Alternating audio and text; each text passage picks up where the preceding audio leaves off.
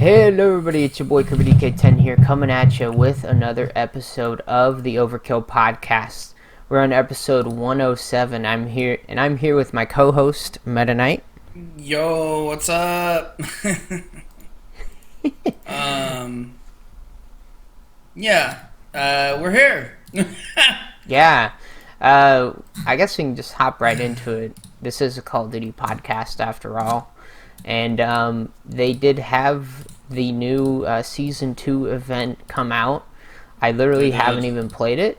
I think it came out like Tuesday, and this is coming out Sunday. So it's going to be like, for the past 3 days, I just haven't had time to hop on. And honestly, I just don't care to, just to be real. But it does seem like they are trying very hard this year to add a ton of things to try to get people back in and playing. I don't know how well that's exactly gone, but I guess we can just hop into it with the maps. They got a map called Torment. It is sort of this like overgrown facility with a bunch of shipping crates everywhere. They have Sake, which is a sake factory in Japan. Looks very like industrial, and then they also have this Nexus, which is like this sub-zero testing facility. It's like a hallucination map. They don't really give too much detail on it, but it looks to be small because it is 6v6 and 2v2. And then of course they have brought back Slums from BO2. I see that. Which, I think this is like the 8th time they've brought back Slums. I kind of wish they would remaster different maps, but they always got to bring back the same one. You can't have new maps. What does this look like? Yeah. What does this look like? And then the weapons, they got a SMG, an AR, a melee weapon that looks like it's like two saws put together, and it's like a chainsaw kind of thing. And then there is a rocket launcher, or like a grenade launcher, that is, to me, looks kind of like the China Lake, like a futuristic China Lake, basically. Other than that, there is a new zombie survival map called Mars, which I'm assuming takes place on Mars. I guess it's like ancient ruins on Mars, which, that's cool. There's also Cursed Survival, which I'm assuming is just survival with some different modifiers and effects. Yeah. Yeah, okay. Well... Not too much. Yeah, I do apologize for typing up some stuff for me to go over while we were covering this, but I tried to make it real quiet because I'm not gonna lie. All this stuff, look at this. There's a bike. Is that a bike you can get now too? I think that's only in the single player mode. Okay. The quote-unquote, campaign, I guess. Man, I guess my question is, what do you think of this? You've been playing the game. I don't even have the game, so. It's a pretty decent content drop. It's probably not going to get me into it. I'm honestly going to wait more for the mid-season because it looks like we're going to be getting firing range, grind, and apparently we're going to be getting 2 or 3 other maps that are original. So honestly, it's kind of just like a wait until the mid-season, because 9 total maps for the whole season is actually pretty good.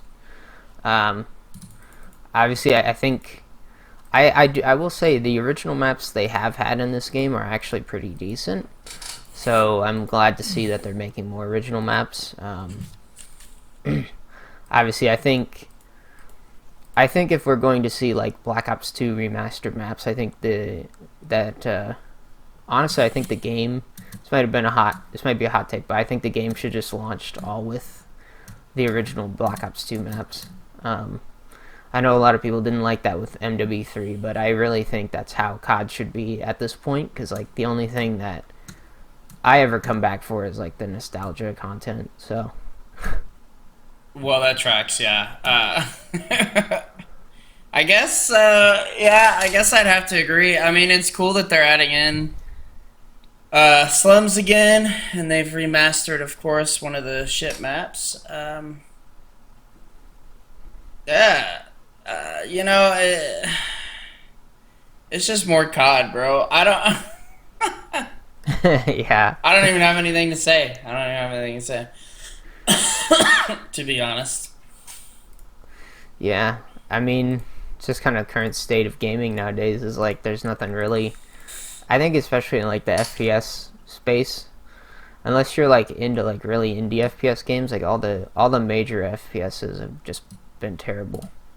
Oh yeah. Yeah. They've all been pretty horrible. They've all been really just, I don't know, just basic, the same thing over and over again, and that's just kind of the state of AAA at least. So I can't say it's very surprising. I think we cover this at least every like 2 or 3 weeks.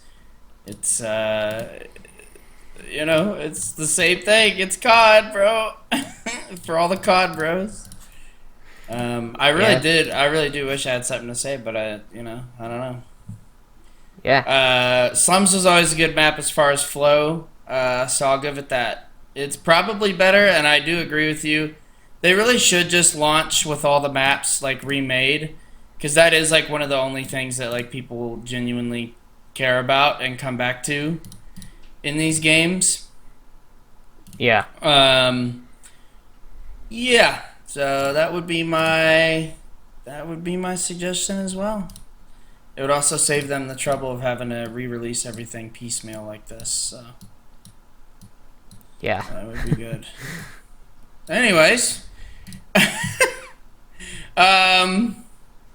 I guess I was laughing about this Kotaku article because it says 6 games to play during the Super Bowl, and I guess I pulled this article not really because it matters, but because they truly have run out of ideas.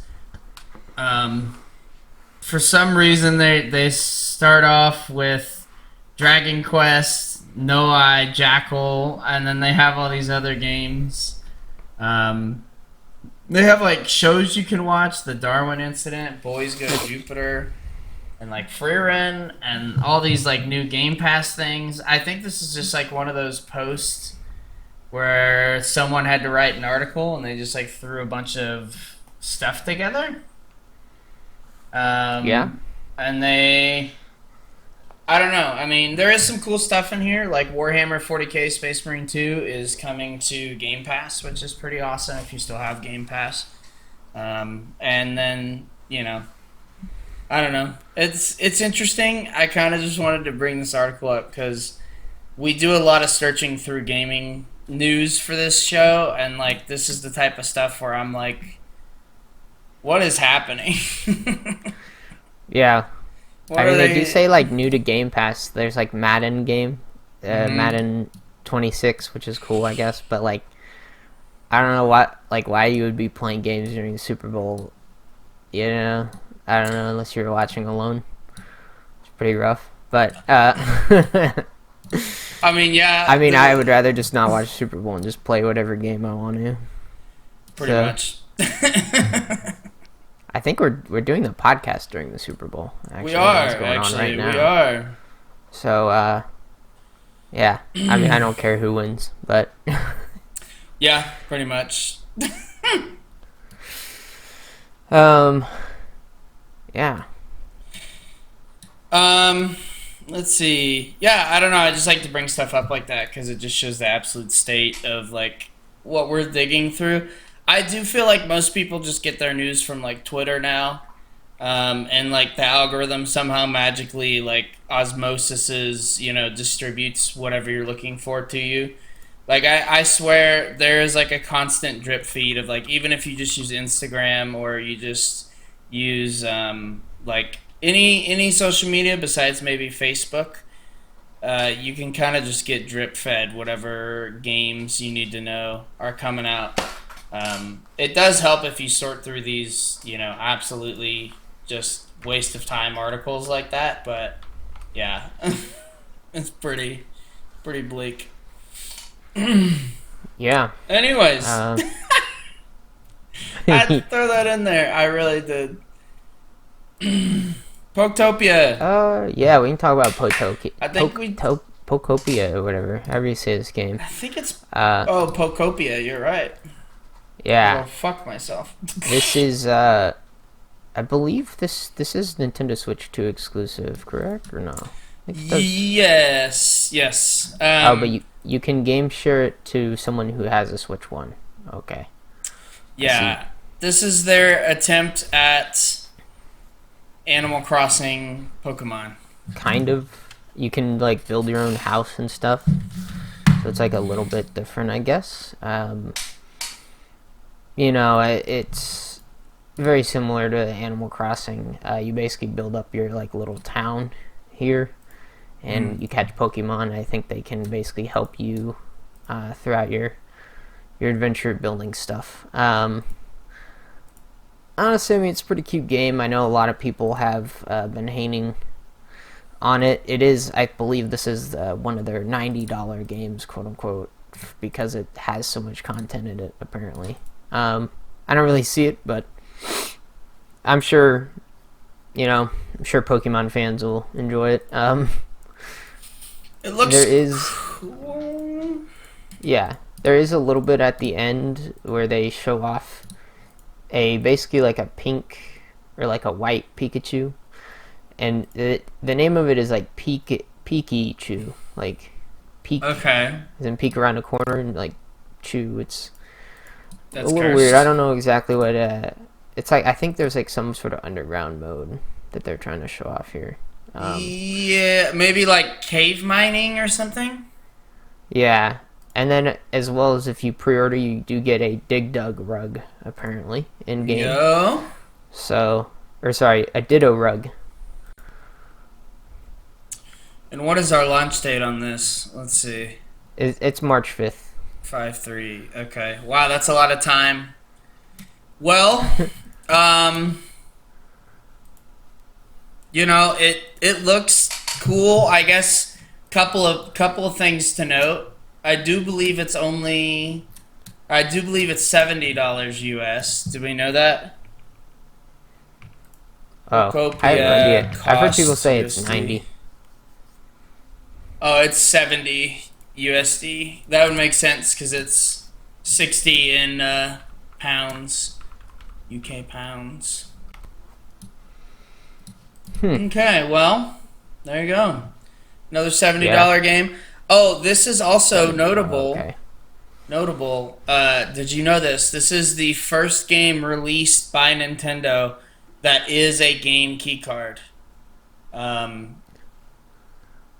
They have not actually released a game keycard themselves yet, and this is the first one. Yeah. Which seems odd because it doesn't seem like a huge game. Yeah, I don't know why they're doing that. Well, to be fair, though, I guess it is. Technically, I think it's being released by Pokemon Company, right? So I don't know if it's really Nintendo, but it's published. It's published by Nintendo, but it's made by the Pokemon Company. So I don't know. I guess it I'm is counting that as it is technically published by Nintendo. You are correct. yeah. But yeah, I mean, it looks like you basically have like your basic crafting bench and all that sort of stuff. You can use certain Pokemon to like swim across to get to different islands, I'm assuming. Yeah, I don't know. I mean, it's certainly not. I don't think I'm gonna get this. I don't know about meta, but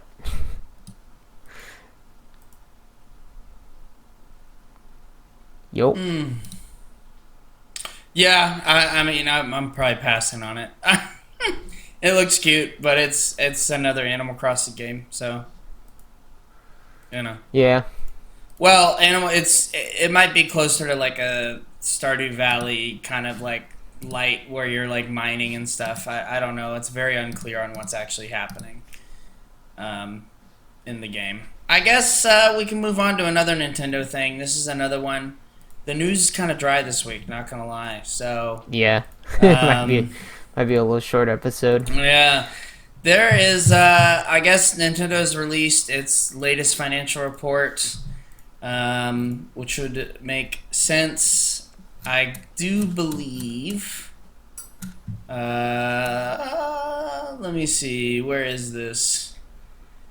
They released their console sales, and then they also had the best-selling Switch 2 games, which of course is the Pokemon game and Air Riders. The Pokemon game's not super surprising, even though it looks like crap. But notably, Metroid Prime 4 is missing.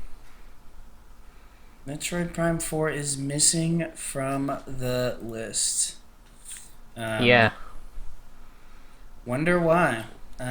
Probably, to be honest, it probably did not bode well when it took 8 years for it to come out since it was originally announced.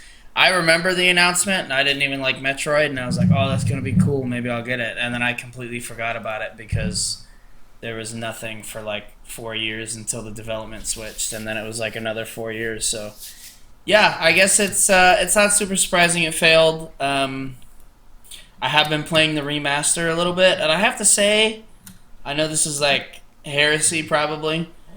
The remaster is interesting because it is basically like you lock onto an enemy, you spam your shoot, and you kind of call it a day. There's not a ton to go off of. It's not a very complex game, which I know is gonna get me beaten up, but yeah. Yeah, I mean, I think it's obvious. I think it's probably, from what I've heard, I'm not a big Metroid Prime fan, but I think it is the probably the worst out of the like quadrilogy or whatever. And on top of that, Metroid's not a big game in general, so it's kind of not surprising that they didn't go on the sales chart or anything like that. So, or on their financial report. I am surprised that Kirby made it on there, or that their sales are so strong. But to be honest, I think Kirby maybe.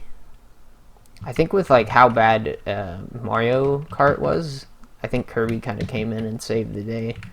There being like an actual good kart racer. I hope so. Let me see if I can pull it up on Reddit, because I wanted Kirby to do really well. But it's not surprising that like Pokemon was a big game for them. I know a lot of people just buy a Nintendo console just because it has Pokemon on it, so makes sense. Yeah, I mean, it really does make sense. Well, it is not super easily available. Maybe it says it on their website. It does not. I think what is more likely that happened, and this is just my guess, is that Mario Kart World did sell 9.57 mil, but I really do think that is due to the bundling. Because a game like Donkey Kong Bonanza sold like 3.5. I would assume Mario Kart World will probably do at least half that. Let's see. I am curious on if they included Air Riders in this. They did not. Interesting. Well, I might have to pull up that financial report for next time. Oh, here we go. We got Mario Kart World as of the report. It is 14 million. Bonanza is at 4.25. Pokemon is at 3.9. And Kirby Air Riders is at 3.76. Or sorry, 1.76. Okay, I was about to say 3 million. That's crazy. I didn't know it did that good. No. So it did about half as well as Pokemon and about half as well as Bonanza. I think that's what the original game did. About the same. Yeah. But also, it was out. It was out for the whole time of the GameCube. I think that was like the whole GameCube sales wise. So maybe it'll get a little more, but I doubt it. Yeah. I don't know. You want to move on to the next one? I suppose so.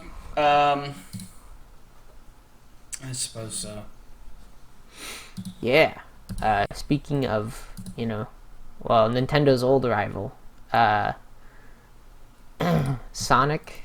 There was a new leak out for the next Sonic game. Obviously, they've already shown a trailer for I believe it's the 35th anniversary, and the leak for the next Sonic game has most of the. So there's been 4 posts on, I believe it's like 4chan or one of these like Chan sites, basically, or one of these like leak sites. And the upcoming game's name is supposedly Sonic Eclipse. It's going to be a Frontiers-like game, but with a city. Shadow is going to be playable. It's open world. Sage returns, the character from Sonic Frontiers. And, that's kind of like the biggest thing that they've had. There's also going to be supposedly more DLC for Sonic Cross Worlds that's going to add stuff from other Sonic games and a bunch of crossovers. Not trying to read this transcript of this video, but basically there's like a Lego collab. There's going to be a Twinkle Park car, Eggman's drill, Sonic from Amy's car from Sonic R is coming. Just a bunch of crazy, wild things. This is obviously leaks, so take it with a grain of salt. I think the funniest thing that I saw was this guy's video, The Sonic Show. He has a good video about the new leaks. It also came out today. So, the funniest thing to me was like the first post is obviously, the first one that he goes over I think is the last post, and he goes over that one and it's like, oh yeah, my dad I have a friend who's a janitor who works at Sega, and he saw, and it was like, okay, bro, that's very real post. I don't think that one's real, but maybe these other ones could be. It seems very similar to kind of what happened to Frontiers, because that game also was leaked in 2021 and it came out in 2022. So maybe this goes on. Maybe this game comes out 27 or 28. But yeah. Any thoughts, Meta? Yeah, I've been thinking a lot about Sonic recently. This is a lot of stuff to take in, I have to be honest.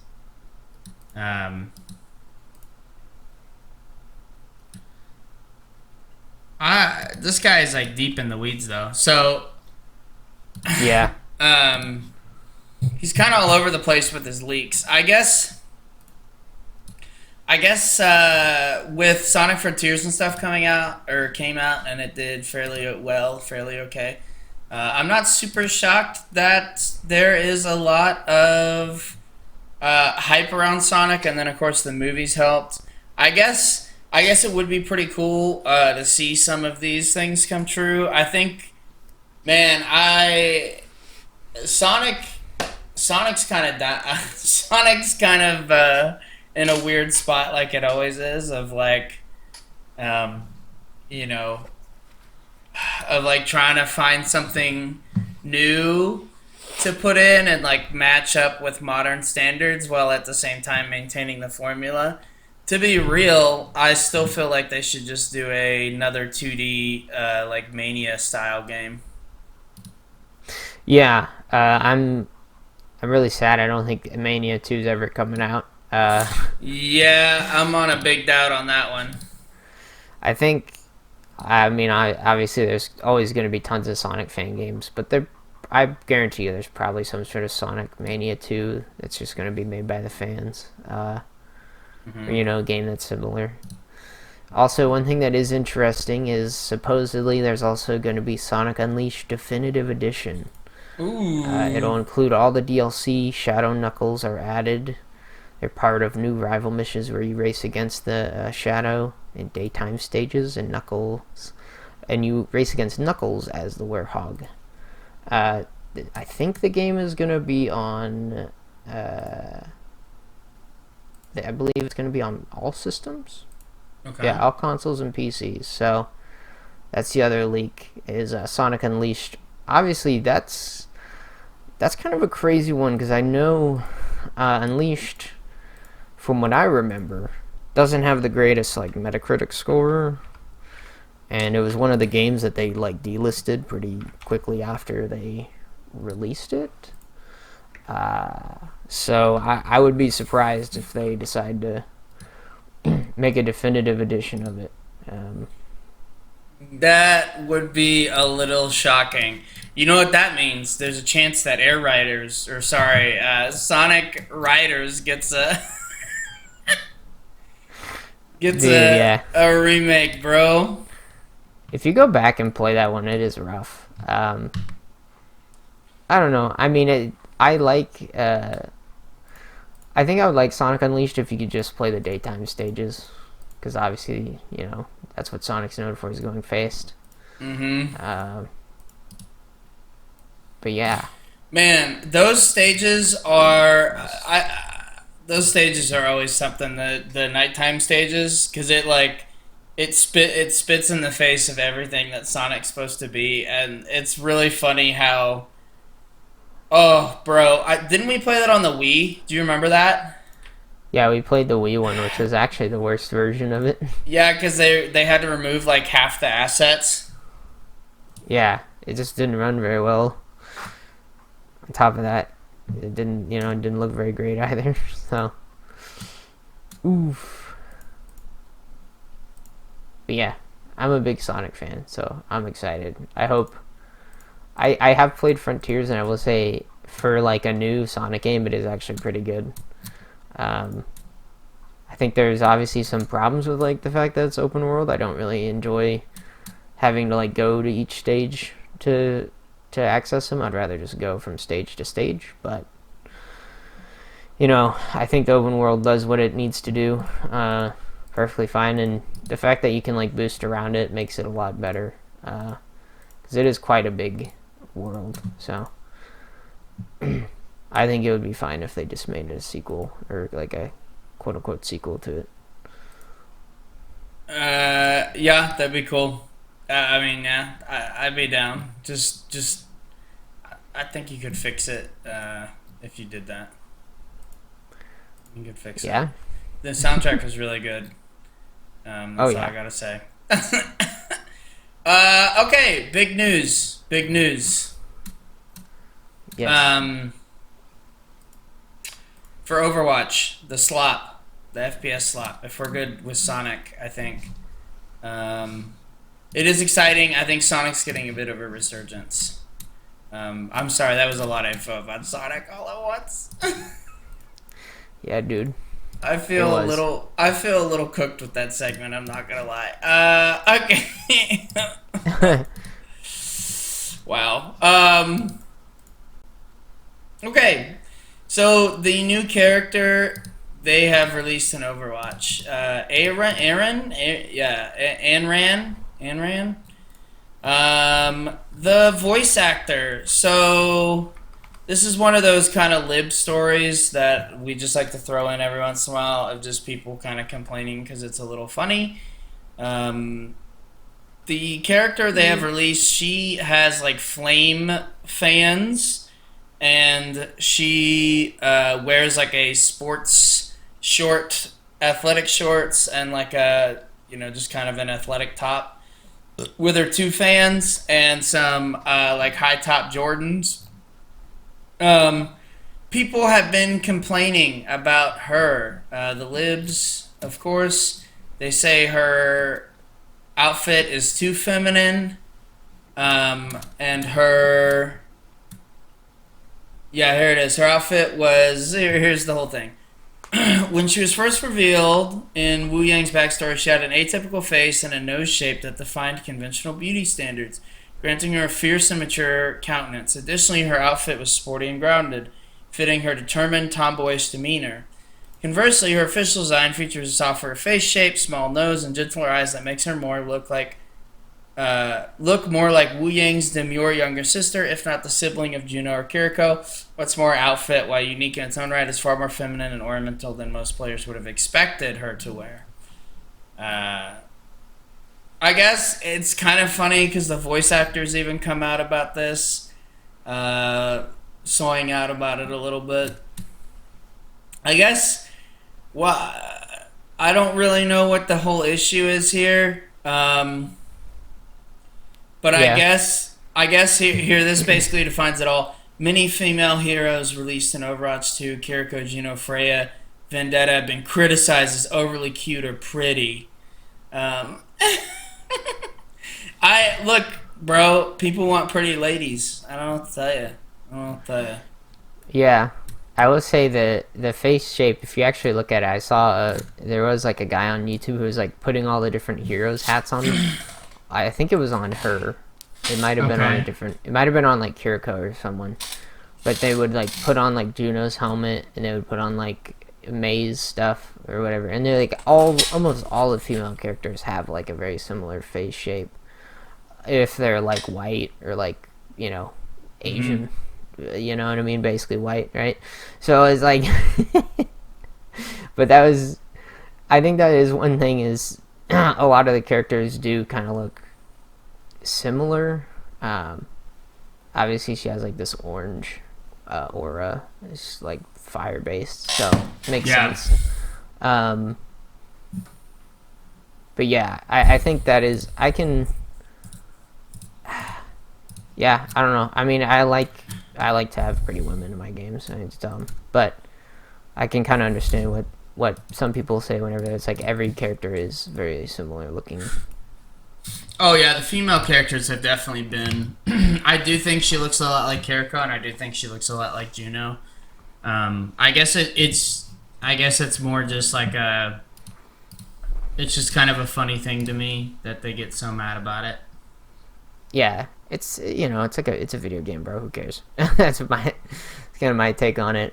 Do we want to just talk about like all the fact that there's also 4 other heroes coming to the game? I guess we should. I kind of shocked that we did not put that in there. Yeah, I have it pulled up by an article by Polygon that kind of just goes over them.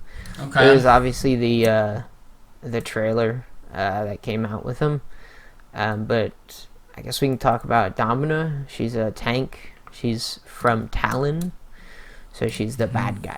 Bad guy basically. Oh no! I think the most interesting thing that I've seen about her is her barrier array is like basically a segment barrier, so you can take out certain segments of the barrier, whereas like normally every barrier that's been in the game has been like one solid thing. It's not been like segmented, so you can't break like certain parts of it. Oh, so sure. That's definitely interesting and unique. I think that might make her actually a weaker pick. It depends on how much health each segment has, really. If it's because like normally a barrier is like 1,000 plus health, or at the very least it's like 500. So if like each segment is like 300, it's like that in my opinion, it's not going to be a good barrier at all. So, yeah, I don't think there's much to say about her. Yeah, I mean, looking at the trailer, I have to say I don't think each segment has a lot of health. I guess the most notable thing, like you said, is like because each segment doesn't have a lot of health. I actually don't think she's going to be a great counter for Bastion. But I think she'll almost be kind of like a Winston type in that respect, as far as like the shield is more to stop like weaker persistent damage and less to stop like concentrated attack, like power in one spot, if that makes sense. Mm-hmm. She also is our second poke tank. You know what? We'll just get all the way into it. Why not? Yeah, she is interesting. So we talked about the array. She also has that ability to push enemies back if they hit a wall, and then she also can project an explosive crystal and reactivate it. And then she has her ultimate is like Pantypicon, where you fire a laser and it imprisons enemies and detonates. So I think the obvious thing here is she is a Sigma like. She is one of the few characters that is a poke tank. And I think the clear idea is to kind of barrier, push an enemy, maybe auto attack them a couple times, and then crystal charge and hopefully blow them up. She seems very much like especially in 5v5, she seems very much like a Sigma, who's basically taken over the meta of a control kind of center of the team tank. You think I'm saying anything out of pocket, or you think I pretty much nailed it there? No, I think you pretty much got it. She kind of, to me, I think she's kind of like in between like a Ramatra and like a Sigma. She kind of has like the CC and stuff of like Ramatra, and I don't know, or kind of in like the poke of like Sigma, and the CC of like Ramatra and stuff. I think that's kind of like the vibe that I got, but I guess we can move on to Ainran. I believe she is playable right now. I think she was playable early, or one other. I'm pretty sure she was the character that's playable early, but she shoots fiery projectiles. That's her weapon. She also can. She has a hot wind blast that amplifies burning damage. Her abilities are Infernal Rush, propel yourself forward and damage enemies you impact. Dancing Blaze, strike nearby enemies while dodging all damage. She has two different ultimates. She can charge forward, exploding on impact and instantly igniting enemies, and when dead, revive yourself in a fiery explosion. So that's pretty cool that you have two different ultimates. Whether you're alive, you can use it, or if you're dead, you can use it to basically res yourself. That that is kind of incredibly broken, because if you're normally in Overwatch, if you're the first one to die in a team fight, you almost always lose that team fight. But the fact that you can just get up again and basically take away that advantage the enemy earned is insane. And the fact that she does fire damage, she's going to be able to stop, because fire damage stops you from healing, and I believe it also makes you take more damage while you're on fire, which is something I didn't know.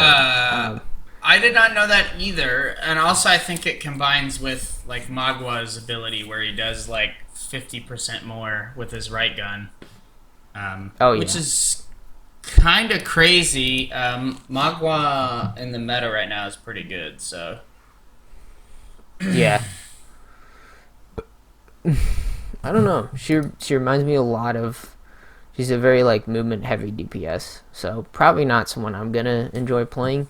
Mm-hmm. Kind of like Genji. I just don't like playing, like, movement-type DPSs. She's definitely a flanker, yeah. She's kind of, in the same Genji Tracer, She's definitely has no health. I think it's very clear the idea is to like light people on fire, do your full burst, and get out. despite what people say, I actually really do like her design. All the orange is pretty cool, and I'm definitely not biased. Okay. Yeah, she's aligned with Overwatch too. Pretty epic. Overwatch, baby. The character I'm more excited for because I'm a big Call of Duty, Soldier 76 Sojourn player. Emery is basically another Soldier 76. Obviously, there's a little more nuance. His weapon is 3-round burst. You can hold aim to zoom in, which tightens accuracy and increases fall-off range. His abilities are you temporarily wield a semi-automatic pistol with life-stealing explosion rounds. Faster and jump higher while wielded. So you can move a lot faster with the pistol out. That's interesting. Cyberfrag, throw grenade that detonates shortly after bouncing. And his ultimate is Override Protocol. An override initiates transforming you into a living weapon. So I don't know exactly what that means. I'm assuming you turn into a tank or something, or I have no idea. So it's they kind of showed it in the trailer. You get a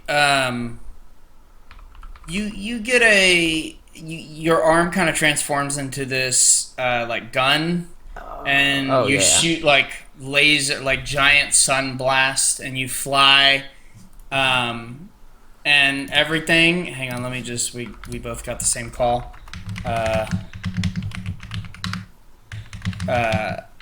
It's a pretty cool ability.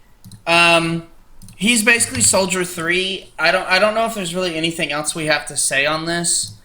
He turns all red. In his ultimate, he basically turns all red, and you can deal a bunch of damage, from what I understand. And you can fly, I believe, right? Yes, and you can, yeah. Mm-hmm. Yeah. A pretty good character. He's aligned with Talon, so he's an evil guy, basically. Yeah.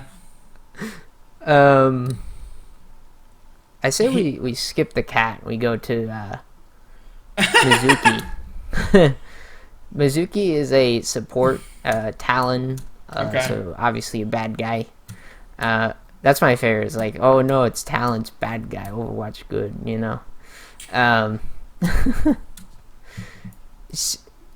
watching this character, she's kind of a combination.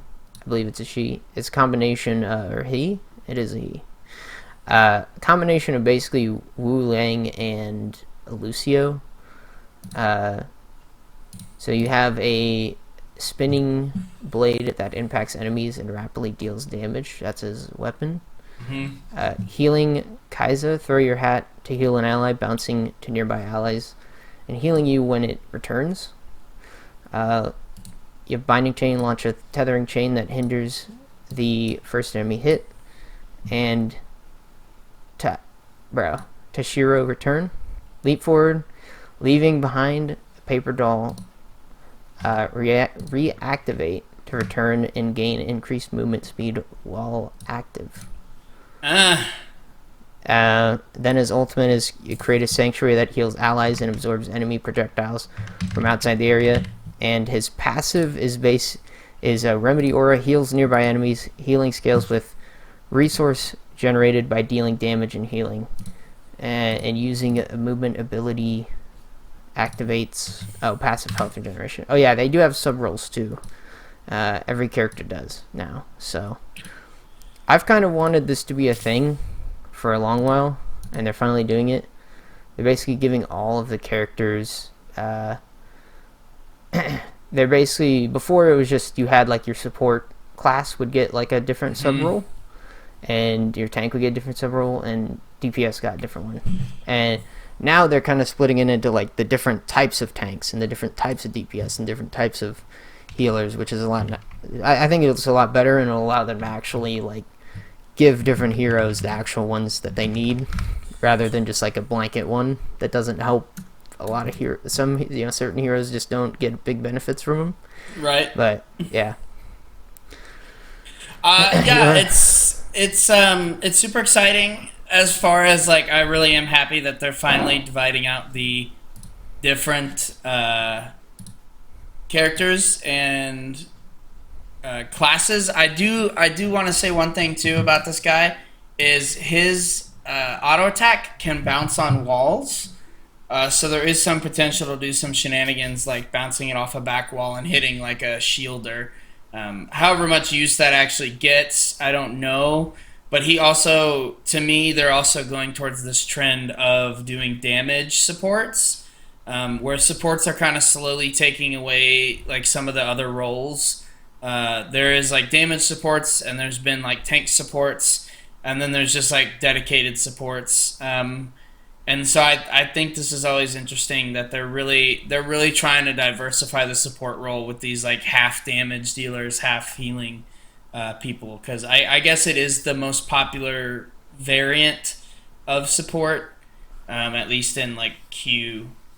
I guess we have to talk about the cat, right? Or no? Yeah. Okay. I was saving the cat for last. You want to take it over? Yeah, if you don't mind. So this is very Quirk Chungus. Very Reddit pilled, if y'all don't mind me kind of shitting on Reddit a little bit. This is it's literally a cat that has a jetpack. They have two like machine guns on the side. And it's literally a cat. It's a mid-range projectile that spreads, and it heals and damages enemies, so it's very, typical for a support. Some of the abilities is frenetic flight, accelerate your movement direction, fuel recovery is slower while carrying another player. There's lifeline, toggle into transport mode, allowing an ally to be towed, increases movement speed and heals your ally. And purr, which is pulsing area that heals, increases in frequency over time, knock back nearby enemies. The ultimate is catnapped, which is dive towards a grounded location, knocking down enemies and tethering the nearest one to you. So this is very much a response to Jeff from Marvel Rivals, which, if y'all don't know, has very similar abilities. The ability to carry allies, the ability to suck allies in, and the ability to knock allies back. This is very much a, kind of quirky Chungus. Like, this is supposed to be our little baby shark. Yeah. And the catnapped one, they kind of showed an example, like on Eichenwald, towards the bridge, you can use your ultimate, grab an enemy, and throw them off the map, basically. And that's what the ultimate is. So on maps that have any sort of walk-offs, which is a lot of them, you could just grab an enemy and throw them off. And the same thing kind of goes for Lifeline, where you can... It's basically the same thing, but with an ally. So... I'm assuming we're going to see a lot of clips where people do like friendly fire and stuff. But yeah, I'm really excited to play this character. I don't know how you feel, but he is definitely pretty like, I don't know, kind of a basic character. I'm surprised. I would have expected them to actually have like a name, like Hammond, is the little hamster guy. So Jetpack Cat is a little... much. Yeah, whenever they were like, Jetpack Cat is finally here, or whatever, Jetpack Cat is here, and I was like, bro, is that really his name? And yes, it is. It's just that. So, I think it's a little dumb that they didn't, like, at least just come up with some sort of name. Like, just name him, like, since he's trying to be Jeff or whatever, or since she's trying to be Jeff, excuse me. I think they could have just named her, like, Alice or something, right? Or, like, I don't know. Am I crazy on that? Or like Jet. Yeah. Just anything. It's really weird just to say Jetpack Cat. The cat named Fika, Fika, is a stray brought in by Brigitte. Interesting. So she does have a name. It's just, for some reason... The name in the select screen is going to be Jetpack Cat. Okay. I would have liked it to just be Fika then, but yeah, okay. Me too. I guess I'll say this because I know I've shit on the cat. I am actually very excited for her as well. I know you're probably going to try to play her a lot more, and that is fair. I'm actually more excited for the other healer,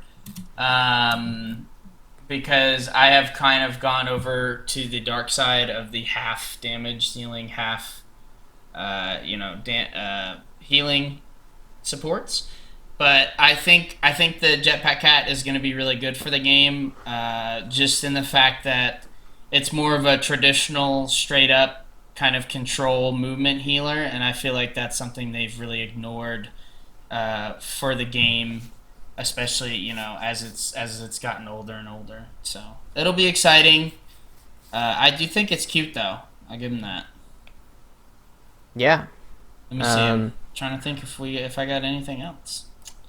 I would say the passive, it says jetpack is permanent flight, which is pretty crazy. So I guess you can just fly all the time on yeah, Cat. I do think Cool. I do think there might be a height limit on that, but I don't know. I Maybe think not. there probably is. I Um, mean, there is like a ceiling on every map, so I don't know if there is no height limit. They'll just cap you at whatever the ceiling is. So yeah, I think it'll also be really interesting too, because I think for like the first couple, at least for the first week of this update, it's gonna be pretty hard. You're gonna almost see these characters like 24/7, at least like 2 to 5 every game. Um, yeah, I guess yeah, something. I think Enran is out right now, but I haven't even tried her yet. I'm just more excited whenever the full update comes out, um, which I believe is February 10th. So 2 days, I'm excited to hop on and try all the new characters. Oh yeah, I it's think on the list. every game is gonna have like everyone picking the new ones, so it's gonna be rough for at least the next like week playing the game. Uh, yeah, Yeah. that's kind of the biggest news story. Well, we filled out the episode. I wasn't expecting to be this long, but We did. It might have been a little rambly, a little rough this time. I guess something Yeah. I do want to bring up though, and this will be real fast, is a character like Emery. We're starting to, and even characters like, even characters kind of like the Mizuki. I do think we're kind of getting to a point where we are running out of, I don't want to say ideas, but we're running out of like pure uniqueness regarding like character kits, and I think we're kind of at a point where they're just recycling like old abilities from old characters and trying to essentially make it new, which is fine. And I think we've kind of reached a saturation point with like abilities Yeah. and stuff. Am I crazy on that? But no, that kind that's of just how I happens in feel. every game. I think. I mean, Yeah. obviously, League has this where you have like Sona and Seraphine. I think League obviously has like a lot more characters that are more unique because it's a top-down game, so you don't have to worry about like the perspective being weird. With Overwatch being a first-person game, it's a lot harder to make characters that have very unique abilities that like maybe move them around a lot. So I think a lot of characters like a colleague just wouldn't work in like Overwatch.